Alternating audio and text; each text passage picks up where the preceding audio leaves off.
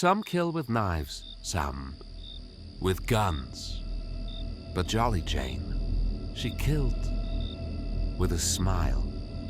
I'm Mr. Ted, and what I'm about to tell you isn't just a simple murder. This is the story of a woman who once said, I wanted them to stay just for me, forever. A case that has haunted the minds of psychiatrists for decades. If you have a weak heart, you might want to skip this video.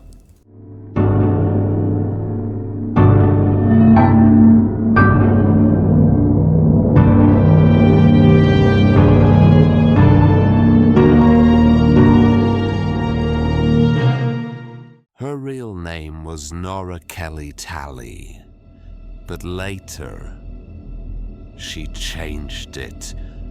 Maybe because she wanted to leave her old identity behind, or maybe because she was just beginning to discover her true self. She was born in 1854 in the state of Massachusetts, USA, to a poor immigrant family drenched in darkness. Her father, a violent drunk. It's said that when Honora was just a child, he poured a barrel of kerosene over her mother's head. Maybe that's when the first sparks of hatred lit up inside this little girl's mind. Little Honora was sent to an orphanage after her mother's death, a place called the Boston Female Asylum, a place many would later describe with just 3 words: hell on earth. Years later, Jolly Jane would say it was there that she first realized just how easily people can suffer, and how no one really cares. But there was one thing that set this little girl apart from the rest: her constant smile. She always smiled, even when she wanted to scream. And that same smile, years later, would be the last thing her victims ever saw. Back then, the fate of most orphans ended inside places like that. But some of them were sent to live with wealthy families. Not out of kindness, but because children made for cheap labor. They were given a bed to sleep in, a plate of food, and in return, they had to work all day, every day, washing clothes, cooking meals, taking care of children. And they quickly learned something. The word protest simply didn't exist. When they turned 18, they were finally allowed to leave, and as payment, they were given just $50. $50 for the years they'd never get back. But for Nora, that money meant something else. A new beginning, a different life. One where she wasn't just a witness to pain. She became a part of it. When Jane turned 10, she left the orphanage and joined a family called the Toppans. But as always, what seemed like a fresh start was far from the truth. The father of the family passed away quickly, and the only one left was the mother. They never truly adopted Jane, but after a while, something big changed in Jane's life. Her name changed from Honora to Jane Toppan. Why? Because Honora's name sounded too Irish. The Toppan family never wanted an Irish person in their house, even if it was just as a servant. So in order to fit in with this family, Jane had to change her identity. And from that moment on, she became Jane Toppan. With the name change, it was as if she became an official member of the Toppan family. But what no one knew was that changing her name was just the beginning of a much bigger transformation. What seemed like a fresh start was, In fact, a sign of a darker life. One that Jane, with her ever-present smile, was in the process of creating. In her teenage years, Jane wasn't just a servant in the Toppan household. She was also considered a significant part of that wealthy and bustling world. The Toppan family often hosted parties filled with important people, and Jane always shone at these gatherings. Her smile was always on her lips, and she was friendly with everyone. Cheerful and kind, no one could imagine that deep inside, a completely different world was beginning to take shape within her. But in these crowded gatherings, Jane always created lies to make the world seem more interesting and larger for herself. They never knew the real past of Jane because she was always inventing new stories. For example, she would say that her father owned a large boat and went on long sea voyages. Or she claimed that her sister had married a prince and was living a royal life. Once, she even said that they lived on a private island. These lies were perhaps a way for Jane to escape the bitter truth of her life. They acted like a protective layer for her, something that prevented anyone from discovering the depth of her pain and loneliness. But these lies were more than just an escape. They gave Jane the opportunity to write her own life story, rather than accepting the harsh truth of her past. The Toppan family had only one daughter, Elizabeth. Elizabeth seemed to have it all: beauty, wealth, a powerful family, and a comfortable life. Her relationship with Jane seemed good and carefree at first, but that was just on the surface. Sometimes, when Elizabeth saw Jane as a cheerful and familiar servant, or when she tried to push beyond her limits, Elizabeth would subtly remind her of where Jane's place was. Remember, our places are different. You come from a poor Irish family. I come from a wealthy and respectable one. These words may not have been said directly, but Jane always felt that Elizabeth wanted to remind her in some way that her place was lower than theirs. Time passed, and Jane, now a young woman, was changing day by day. One day at a party, she met a man who was nothing like the glamorous world of the Toppans. He was a simple and ordinary man, a regular employee with nothing in his life except for the daily routine. But for Jane, that simplicity meant the world. For the first time, there was someone who truly noticed her. Someone who looked at her without a trace of judgment. And soon, their relationship reached a point where the man proposed to Jane. That small ring, always a reminder of a great hope, found its place on Jane's finger. But the joy didn't last long.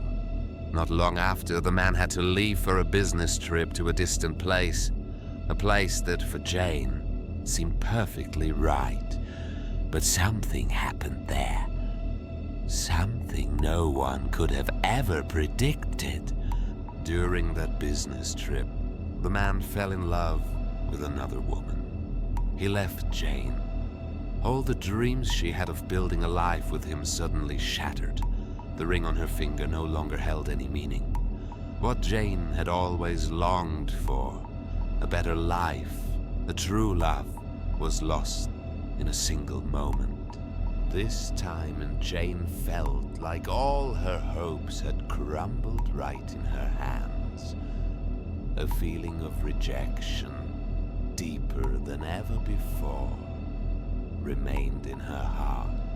After Jane's heartbreak, she was left deeply shattered.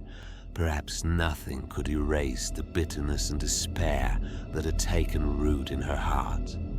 But Jane always found a way to escape reality. This time, not through grand lies or glorious fantasies, but through books. Romance and fantasy novels introduced her to a new world. A world where love always triumphed and everything could be magical. Jane escaped into that world every single day. She drowned in those stories, fleeing reality and entering a place where everything was beautiful and painless. But it was only a temporary escape, because deep inside something still burned. A heartbreak no book could ever heal. Meanwhile, in the real world, her sister Elizabeth was walking a very different path. Far from all the pain and sorrow. She was married, and her life seemed to be getting better with each passing day. Everything was going perfectly for her. Jane always saw Elizabeth living in her own world, a world of comfort and happiness, the kind of life Jane had always dreamed of. Elizabeth seemed happier every day, and that made Jane feel like in her own life, everything had always gone wrong. Always fallen apart. When Jane turned 18, the Toppan family officially granted her freedom. $50, meant to be a reward for years of service, was all she received. And yet, Jane refused to leave the Toppan household. It was the only family she had ever known, the only place where she had never truly felt abandoned. But life never stays the same for long. Sometime later, the mother of the Toppan family passed away. For Jane, it felt like the end of an era, yet she remained in the same house. The Toppan family was still a kind of refuge for her, just as it had always been, and after the mother's death, Jane accepted a proposal from her sister Elizabeth. She began working for her, and so, for many years, Jane worked in Elizabeth's household. The job felt easy for Jane, because deep down she had always felt a certain sense of safety around Elizabeth. But over time, that comfort turned into a kind of prison. She could no longer go on living that life. Something inside her had changed, as if it was finally time to move towards something new. At the age of 31, Jane made a bigger decision. She decided to start a life of her own. She no longer wanted to live in the shadow of the Toppan family, or even her sister. She was searching for a new beginning, one she had chosen for herself, free from any attachment. After Jane decided to become independent, she was faced with the harsh truth of life. She no longer had money, nor a home to call her own. The new world she had entered was nothing but hardship and endless challenges. But in the heart of this dark world, Jane made the decision to move toward a job that might have been her only option: nursing. It was 1887, and the conditions of nursing at that time were incredibly harsh and grueling. Nurses never knew comfort. They had to work 14 hours or more each day. In return for these long hours, all they received were food and water. They even had a place to sleep. But it was just a corner of a house or hospital. There were no additional benefits. They simply had to cope with the hardships. If a nurse complained or voiced any grievances, she would be immediately dismissed from her job. Women who had nowhere to go and no support at that time often had no choice but nursing. This job might have been their last option for survival, but at the same time, it tied their lives to the harsh and unforgiving world of hospitals. To enter this profession, they had to undergo at least 2 years of nursing training. During this time, they learned how to care for patients, how to move their bodies, and how to attend to their needs. After completing the course, each nurse was usually responsible for attending to 50 patients. This meant caring for 50 lives, dedicating all their time to them. If patients needed position changes or additional care, the nurse had to act quickly and without hesitation. This difficult and grueling job was perhaps the only way Jane could continue to survive. But deep in her heart, it was only part of the pain and suffering she had carried from her past. Now Jane had entered a world filled with challenges and endless work. But it was the only path she could take to move forward. Jane always wore a smile on her face, kind and cheerful on the outside, but this face was merely a cover for something darker that was growing inside her. With her jokes and kindness, she deceived those around her, but no one knew that behind those smiles, hatred and resentment were slowly taking root. At the hospital, everyone liked her, but no one knew that deep within, something dark and sinister was awakening. Day by day, Jane maintained her optimistic facade, while inside, a dark and merciless world was slowly growing. Her smiles and jokes were just a cover for something that would one day transform into a real terror. At work, Jane always smiled, but this smile was by no means a sign of sincerity. Not only did she lie, but she also took pleasure in bringing others down. She talked behind everyone's back, easily revealed secrets, and by spreading others' words, she felt a sense of power. None of her lies were ever admitted when they were exposed. She always managed to escape trouble with a new lie, and each time, she could make someone else the scapegoat for her mistakes. These behaviors were part of the game Jane had mastered. She knew how to create a dark world of deceit and manipulation in her seemingly kind and cheerful exterior, and she never let anyone see her true self. In the world of nursing, Jane had managed to create a flawless image of herself, but in reality, she was constantly conducting dangerous and horrific experiments that no one knew about. She was highly influenced by her feelings.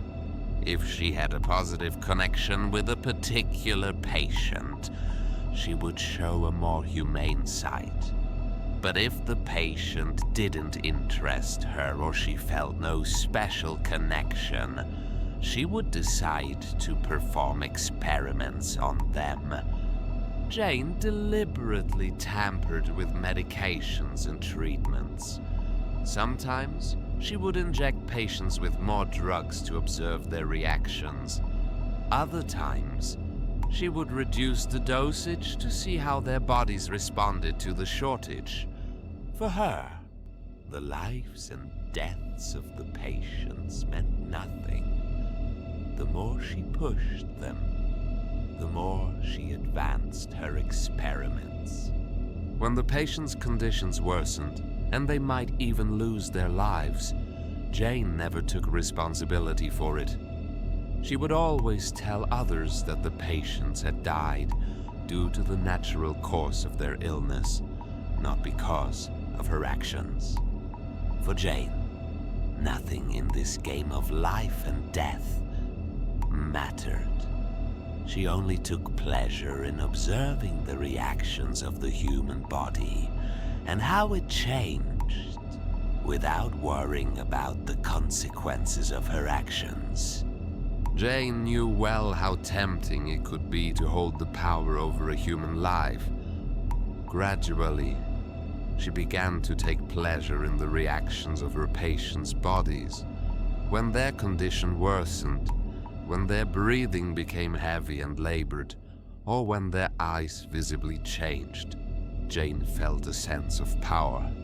She slowly gave her patients more medication, wanting to see how their bodies would react.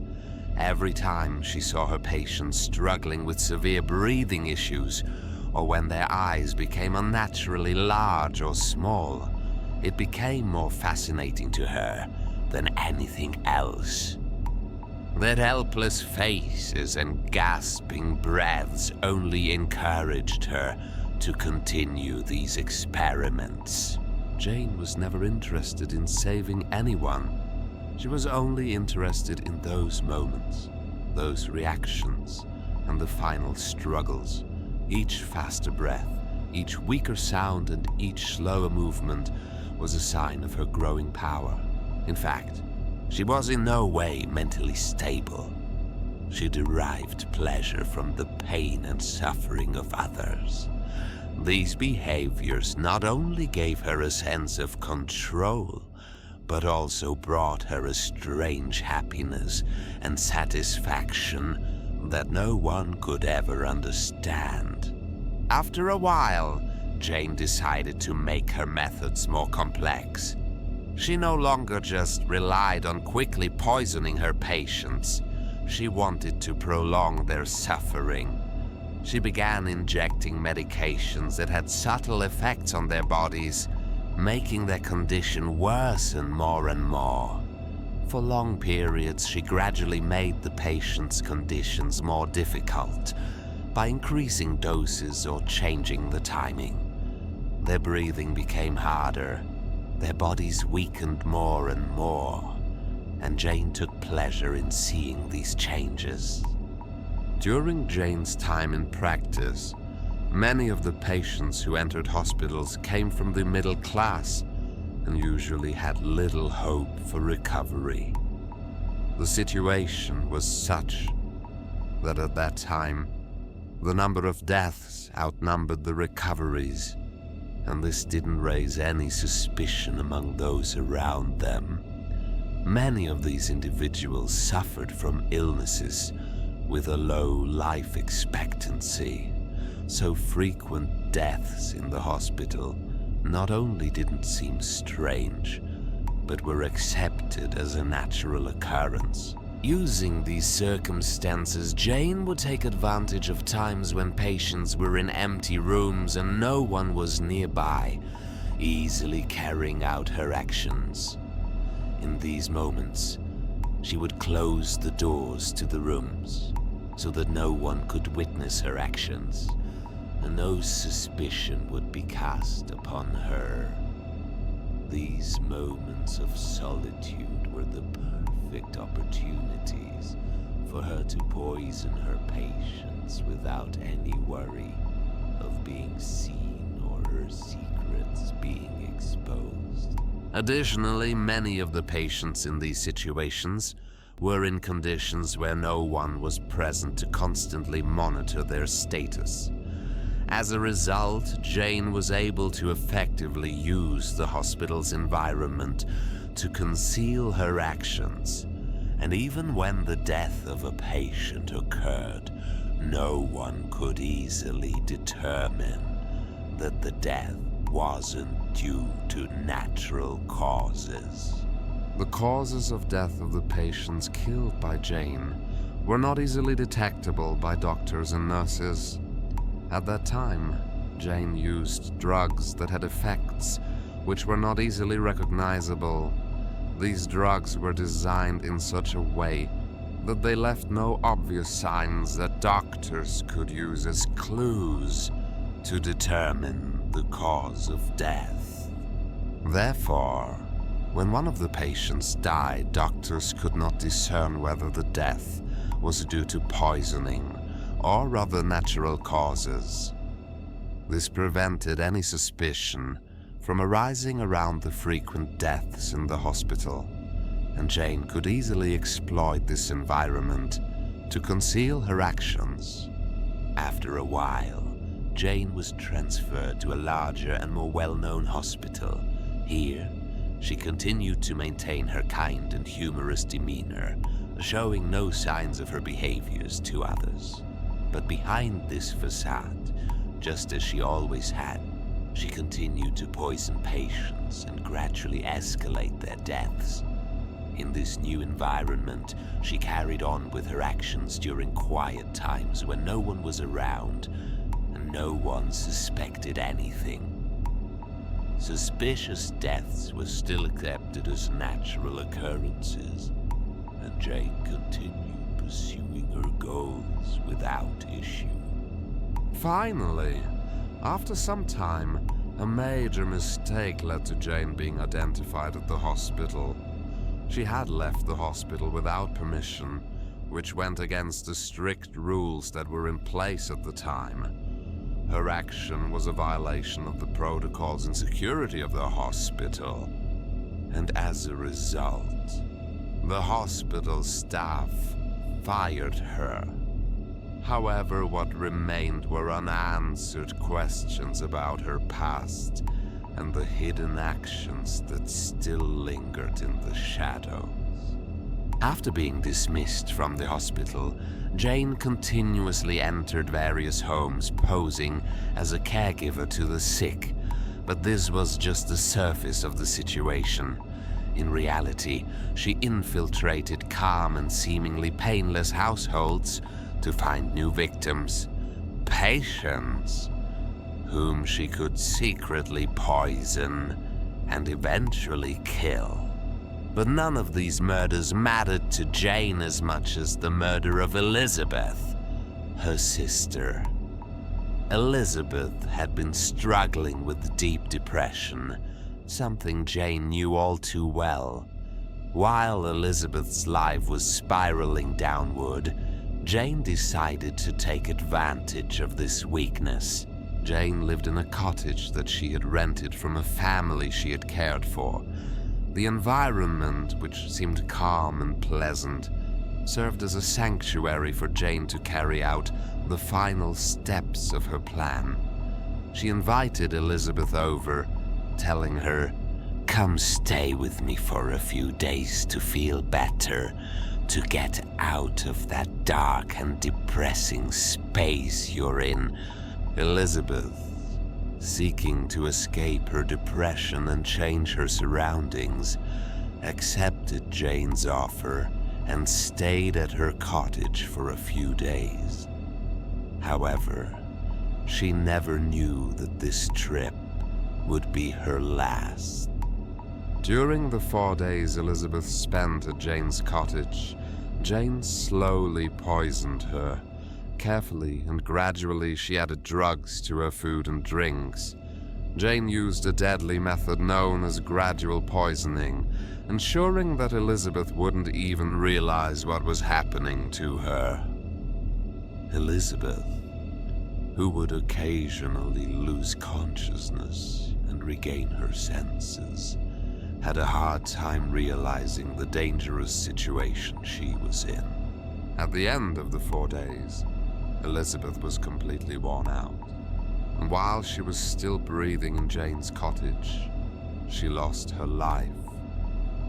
In those moments, Jane not only enjoyed seeing her sister's death, but also felt a sense of power from having full control over the process of dying, even being able to harm the one person who was closest to her.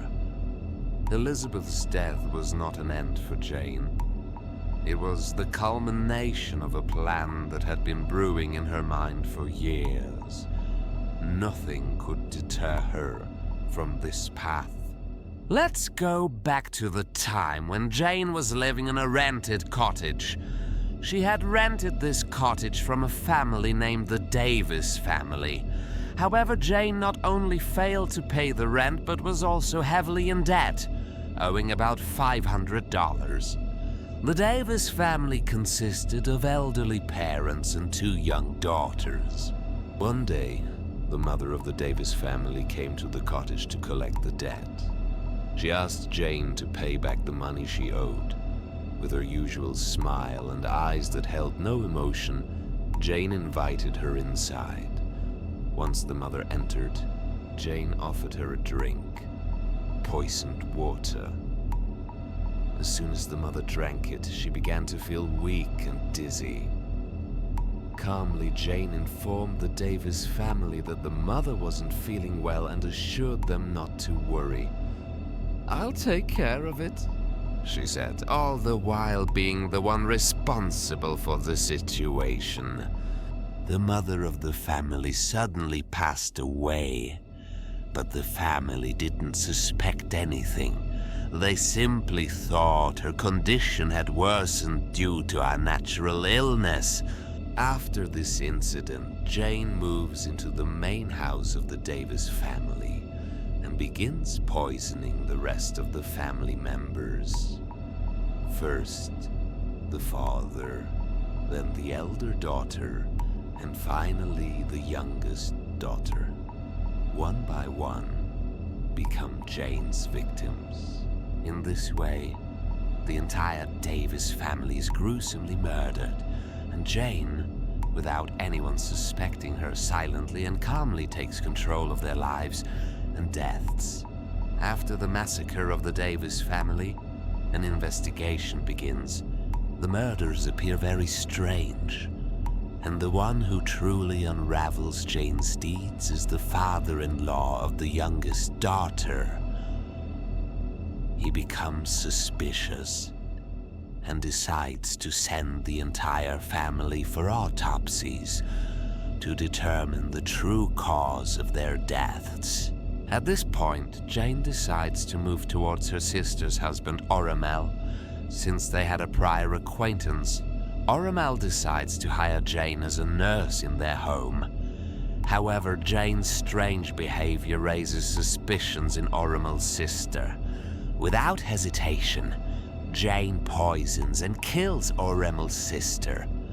After some time, Oromel decides to kick Jane out of the house, but with a cunning and manipulative strategy, Jane poisons Oromel to make him feel pity and keep her around. She then confesses her feelings to Oromel, but he rejects her advances. Finally, the police discover that the Davis family has been mysteriously poisoned, and Jane must stand trial. With complete confidence, Jane enters the courtroom and claims that there is no evidence against her. As someone who always portrays herself as the victim, she denies all allegations and expresses regret that others believe she was responsible for the deaths of the Davis family. Eventually, Jane confesses to her lawyer that, by that time, she has killed around 100 people. The names of the victims mean nothing to her, as each one was just another part of the dark game playing out in her mind. The court concludes that Jane is guilty, but due to her mental health issues, they decide to send her to a psychiatric hospital instead of prison. There, Jane achieved what she had always desired, to become a writer. She began to write novels that were complex and dark, reflecting the twisted nature of her mind. However, life in the psychiatric hospital had strange and unsettling effects on her. She became a nervous and aggressive person, someone who, even in the last years of her life, saw her world only through the shadows of terror and troubled thoughts. Eventually, Jane passed away in 1938 at the age of 81 due to natural causes. However, some of those who knew her claim that Jane was the angel of mercy. Words that may seem meaningless at first glance, but they harbor a dark truth within. Was she truly a ruthless killer? Or was she a person whose world was lost somewhere between reality and imagination? One of the mysteries that may never truly be solved is that in Jane's enigmatic world, only she knew what she had hidden. But as it's always been said, those who live in the darkness can never escape their own shadows.